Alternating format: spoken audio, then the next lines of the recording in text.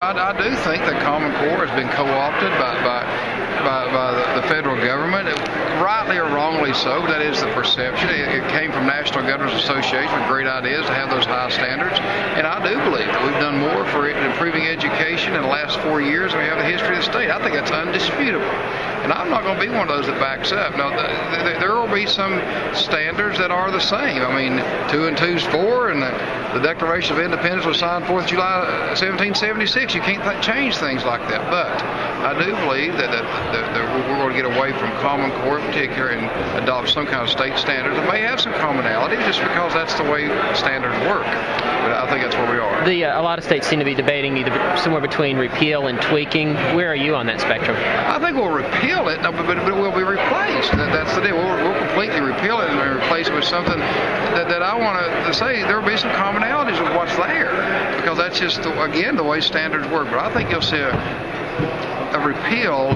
but it will be replaced with something. A lot of the problems people have with Common Core seem to be about the way in which things are being taught. Do you feel like that whatever replaces it's going to have to take a new approach to say teaching math and language arts?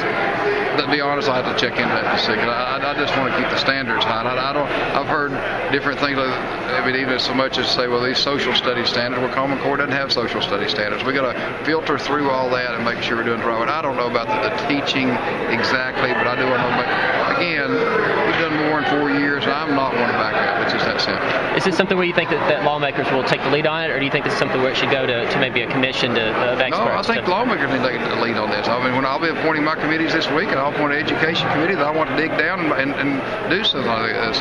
Loris Gresham, our chairman, is as adamant as I am about keeping these high standards. So I think it'll be done in the legislature. Well, how does the governor's review of this play into all of this, or the discussions in the legislature? It helps because he had the website set up that got the responses, and I know our committee and the committee staff is filtering through those responses right now, that where people had a chance now for a couple of months to comment on the standards and have those standards up and published. So I think that helps because we can use the responses to those standards that were online to help draft our new proposal. Why did you specifically talk about this in your address? Well, let's be honest. Tennessee's always been a relatively well-run state. We have with Democrats and Republicans. I mean, Ed McGorder, Phil Bredesen are both pro-business Democrats. We've always again, be relatively pro-business. I think we've done a lot to increase that the last 4 years, but in the great scheme of things, we have.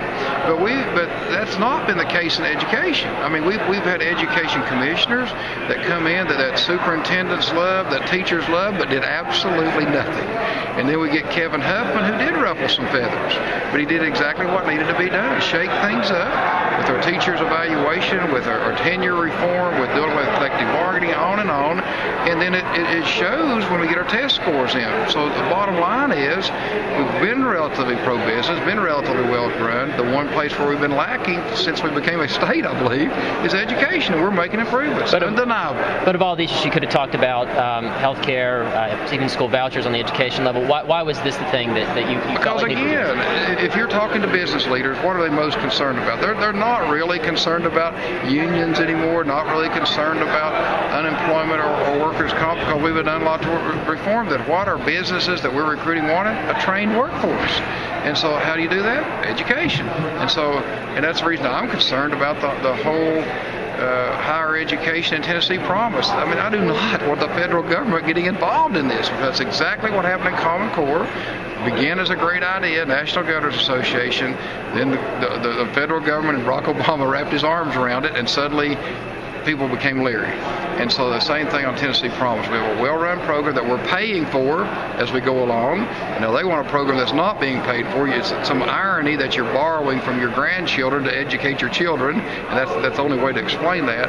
So again, I think education, to continue those reforms, is what we need to be doing. So that's the reason I highlighted that. And why not wait until after the governor's review of Common Core is finished with his review committees and teachers that are going to be trying to set up tweaks? I think we can put all that together. I do. I mean, it may not be completely completed. That's a proper term, but at the same time, I do believe we're close enough to use the results to comb through those and figure out how to come up with something. Because we can't wait, for one thing. I mean, something's got to happen.